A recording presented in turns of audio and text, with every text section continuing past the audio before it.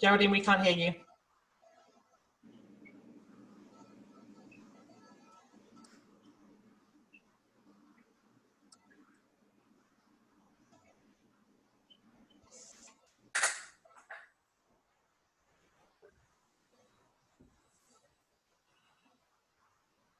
Are you able to share your screen, Geraldine?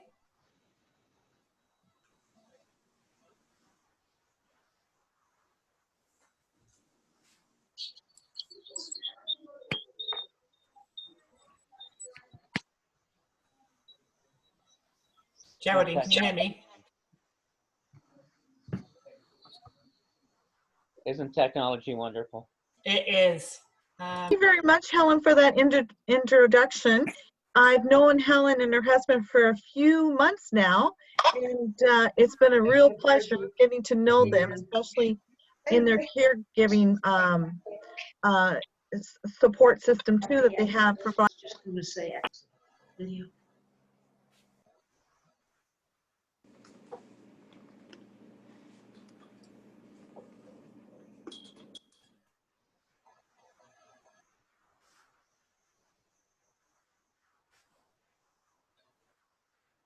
I'm sorry, Geraldine, I think I've muted you by mistake now.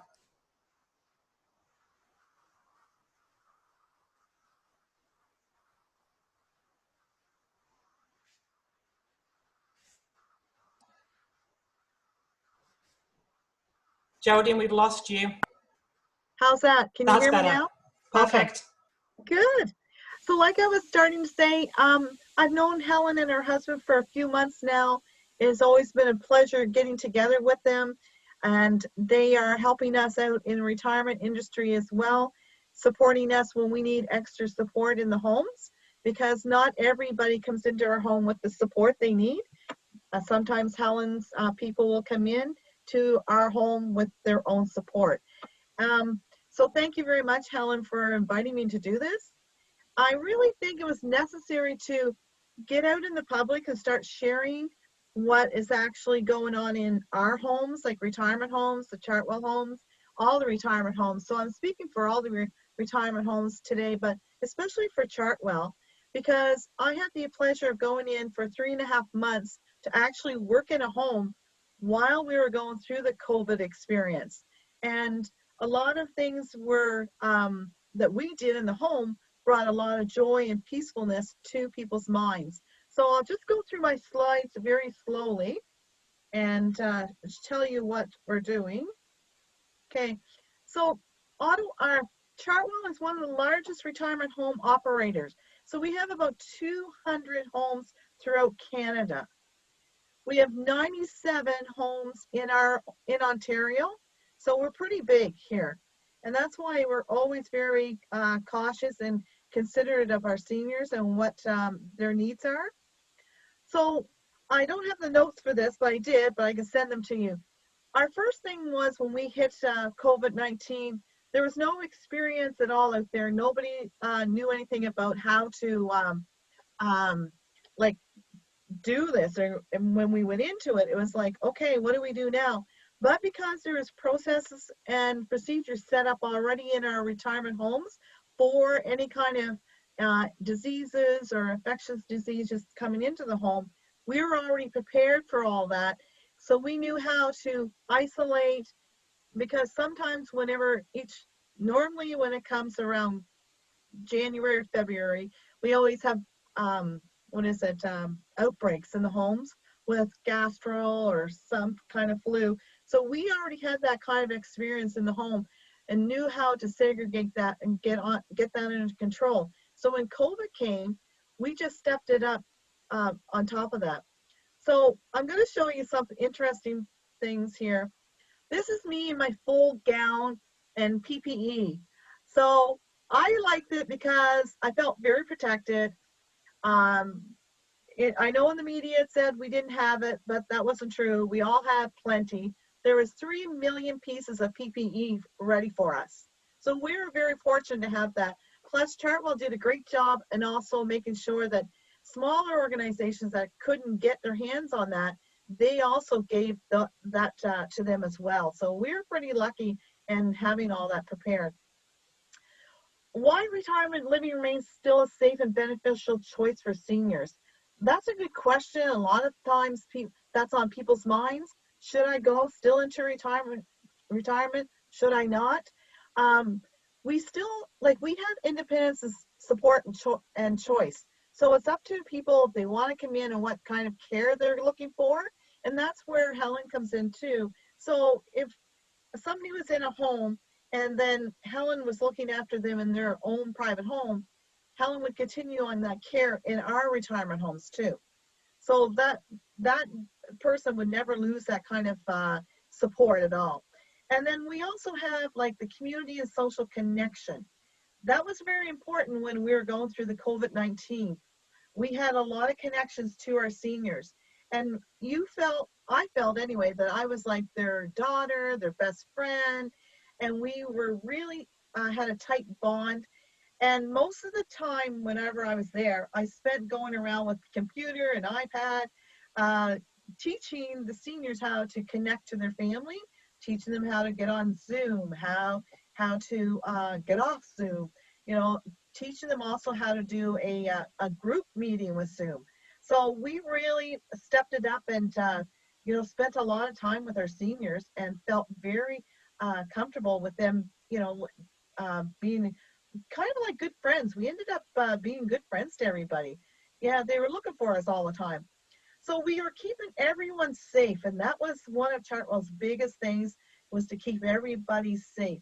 So we battened down the hatch, and we really kept infectious prevention control precautions, our residents to help protect those living, working, and visiting our communities. So whenever it came to the point where, hey, the public health said no more visitors in our homes, we really buttoned down the hatch for that.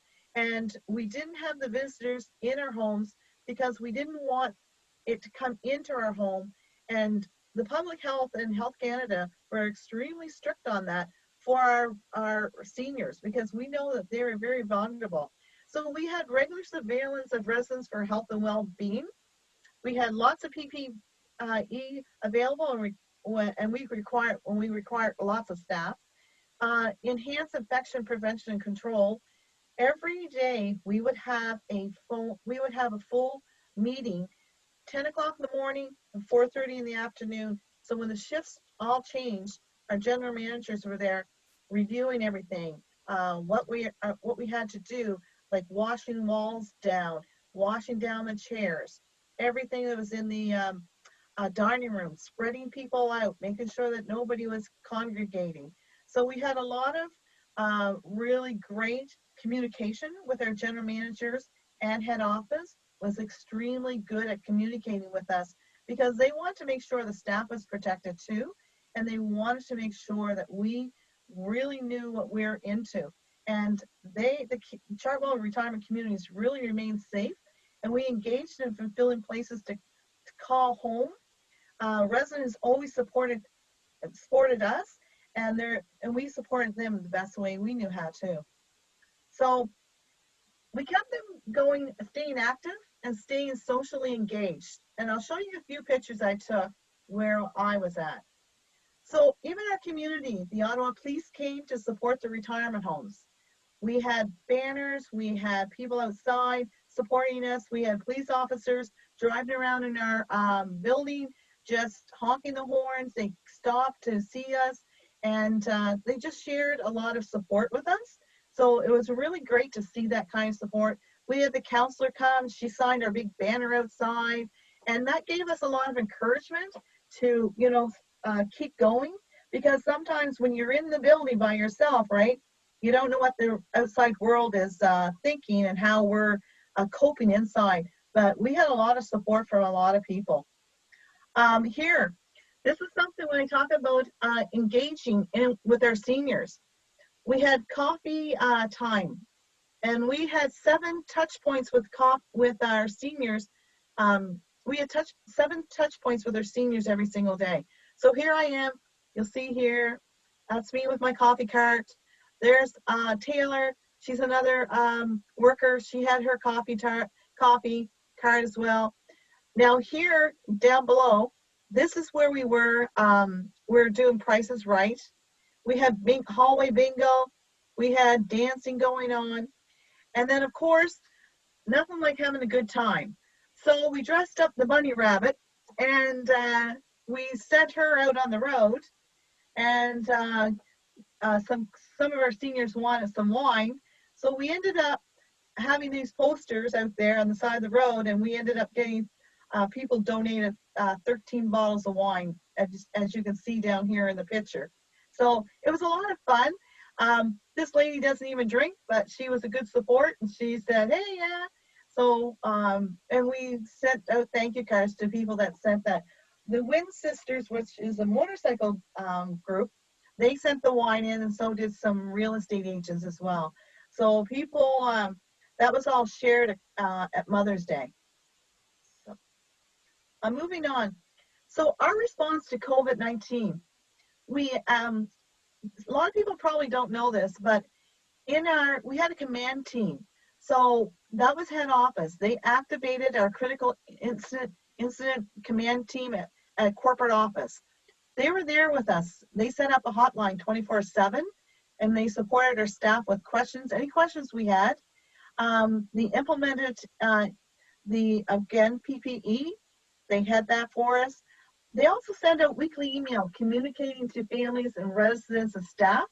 And then they launched a proactive recruitment campaign too, to make sure we had enough staff in there. So in another slide, I'll show you how many people that we recruited over that time when we were there.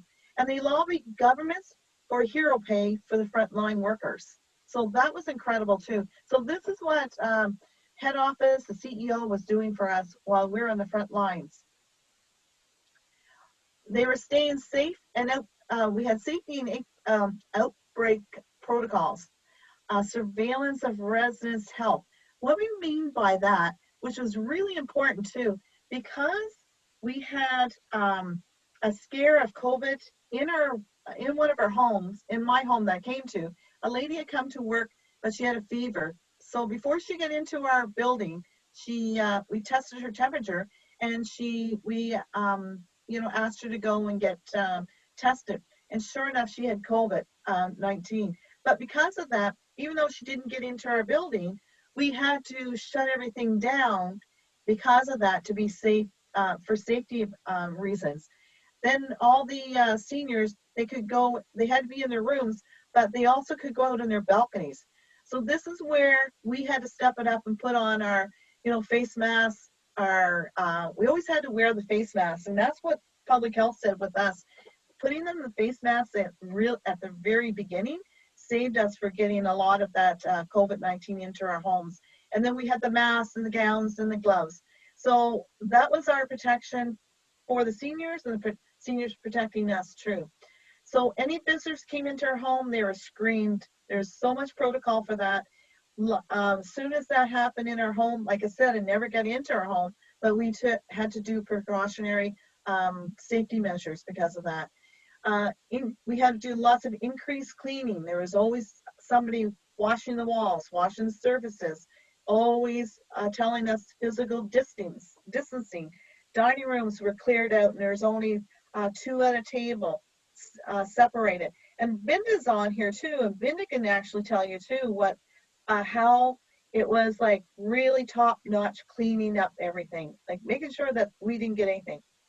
While our seniors are secluded off with us and not family members, one of the things that one of our family doctors had asked me if we could make headbands for our nurses and medical staff.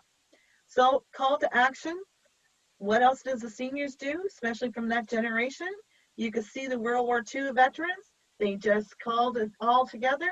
Some people counted out the buttons. Other people, these ladies here, you can see they're all knitting headbands, and they're making masks for the homeless people too. So they were kept very busy, and they enjoyed what they did. So here you can see how these headbands were made.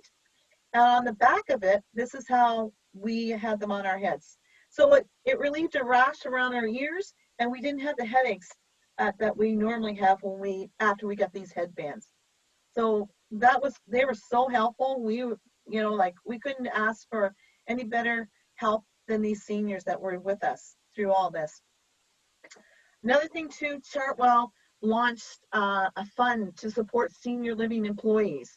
Some of our employees had some really difficult and challenging times, financially. Some of them couldn't come to work because they had small children. Some were at risk, right, with their own health. So Chartwell was able to raise, I think here is a compensation of $225,000 on top of original $500,000 contribute. And so it's about $700,000 they raised for the employees that needed extra funding. And that came along with our Chief Operating Officer, Karen Sullivan, and she's the one that came up with that idea to help out our employees that couldn't come to work. So anyway, I'm going to go down here. Okay.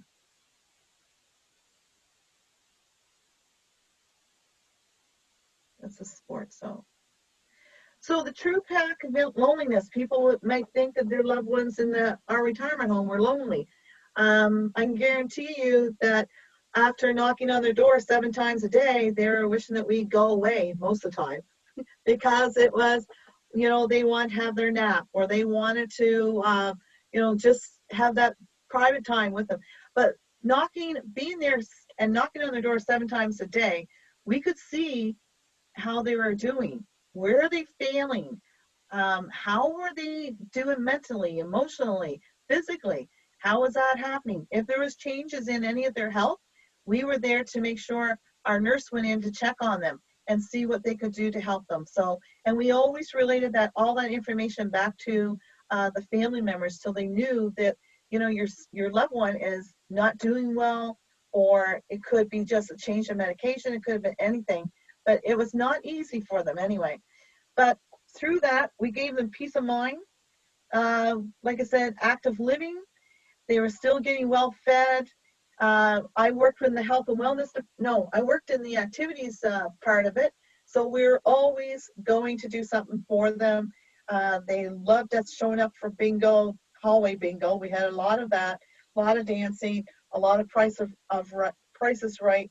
And we had a good connection with the family doing Fit Minds, activity packages. So we also had tools to help them too, resources. Like I said, we had computers that we're going to, iPads that we went and helped them set up Zoom meetings, because some of the seniors in our organization are in our homes.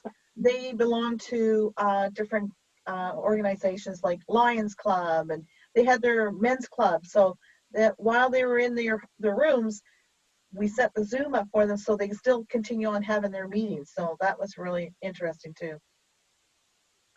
We also have a lady named Dr. Amy. She's been a social worker for 33 years.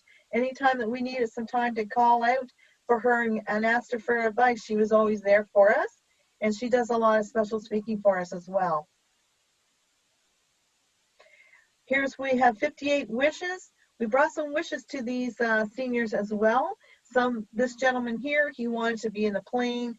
He always wanted to ride a plane, or help drive a plane, fly a plane. That's what it was. So Chartwell was bringing wishes to people that otherwise they wouldn't have had. One time I know that there was a senior, that she was 95. She always wanted to ride on a Harley. So I helped her get on a Harley, go for a little drive, and I had videotaped that where she said I always wanted to go for a ride on a Harley. So we really tried to bring out the best and like to get things done for them as much as we can. We also have a lot of information on there. You can go onto our website. You can you can go on our website. You can see what our CEO said about what was going on. There's so much information, and I'm just trying to do this right. Yeah, there's so much information on there, and he speaks about working with us while we're in COVID, and still we're very cautious. We have some people, we're still having visitors at the homes, but we're playing it all safe as well. And anyway, if anybody, Binda, maybe you would like to say a few words, because you were in the home too whenever you had COVID in your home as well.